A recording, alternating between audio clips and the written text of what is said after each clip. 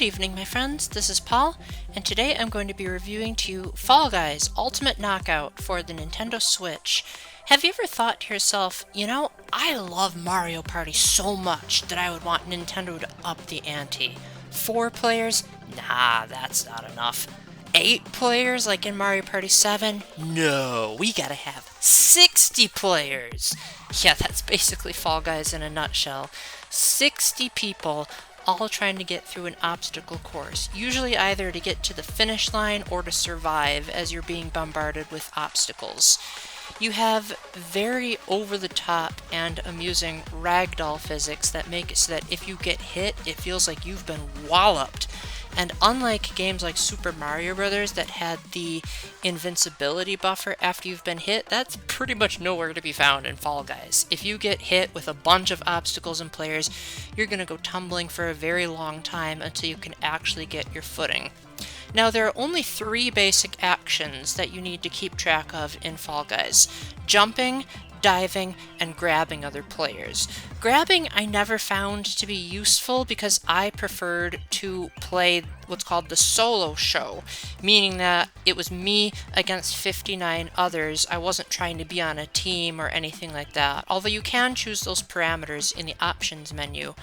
And I've found from watching other people play Fall Guys before it was free and before it was on the Switch, grabbing is basically for those mini games where like one of the team has tails and then whoever has the tails the longest are the winner, as a possible callback to Super Mario Bros. 3 perhaps? So Fall Guys basically involves you creating your own avatar with an increasing amount of rewards as you fulfill certain thresholds. So like you'll get different skins, different outfits. If you actually pay money, then you get even more stuff, but we'll get to that. And then you just choose which kind of show you want, and then you jump right in. Each show has 5 rounds, and in order to win a round, you have to qualify, which means that just because you don't get first place doesn't mean you didn't win, although you get better rewards the better you do. So you could be the 41st person out of 42, but as long as you're within the threshold that is shown on the upper right corner of the screen, you can proceed to the next round. And you'll keep doing the show until you're eliminated, which meant either you fell off the course in a survival mode, or you weren't one of the however many people are supposed to qualify. So it enables players to make a decent amount of mistakes without feeling like they have to turn into speedrunners.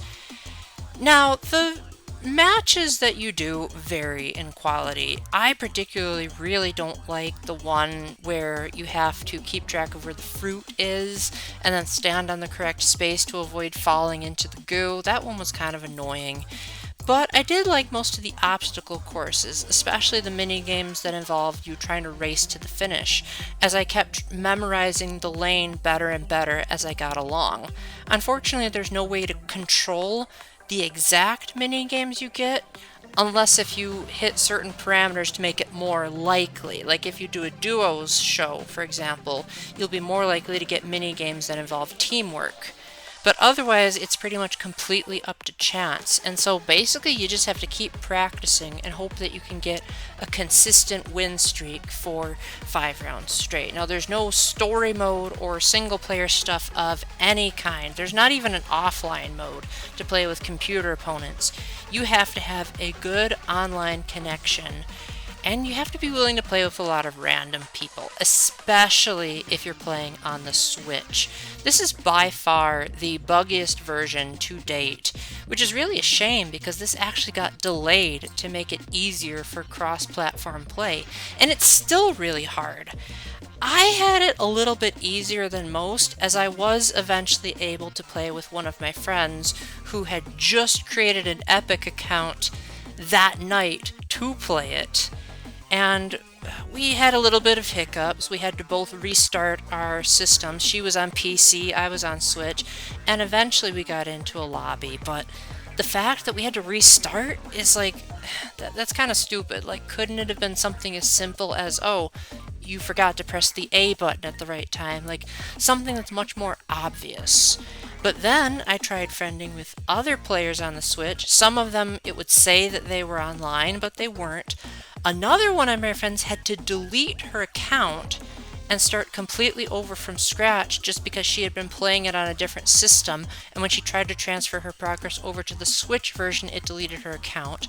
Another one of my friends had to get her fiance to email the developers to help her link her Nintendo account, which ended up being deleted within 4 hours anyway, and it's just an absolute mess if you want to play with your friends. Not only that, but there's no split screen multiplayer, and there's no way to just host a private lobby where it's just you and a couple of friends in a smaller scale arena. Basically, the only way you'd want to compete with your friends is if you want to see where your friend is on the obstacle course by looking for the icons above their heads and just see which one of you gets eliminated first. It doesn't feel like this game is accommodating for friendships, especially considering the fact that you can have 60 people in a show, but you can only have 4 people in a lounge. Actually make that 3 people to make it even harder. Even Mario Party on the Nintendo 64 did better than that. Now, as you progress, you get different forms of currency, and you can use those currency to unlock the rewards faster than the drip feed that just naturally playing allows. I don't really like free-to-play games having multiple different types of money. I prefer the Super Smash Bros. Ultimate approach of, here's the list of DLC on the eShop, go buy it. If you want to buy in bulk, sure, but you have the option to choose which ones you don't want. In Fall Guys, you sort of have that option, but only if you have the in-game currency. But most of that is really hard to come by, so then you have to spend real money to get more in-game money to buy the season pass, and I feel like that's just too many hoops to jump through for my liking. Not only that, but the stuff that you buy is only cosmetics, so this is not a pay-to-win game by any means. It's only a pay-to-show-off that you really like Ezio from Assassin's Creed or Shovel Knight. So far, there hasn't been a whole lot of crazy crossovers that have made me go, oh my gosh, I need to spend real money to have this costume. I'm actually pretty happy with the skin that I have right now, and I feel like the free version is giving me a pretty good deal for the little amount that I paid for it.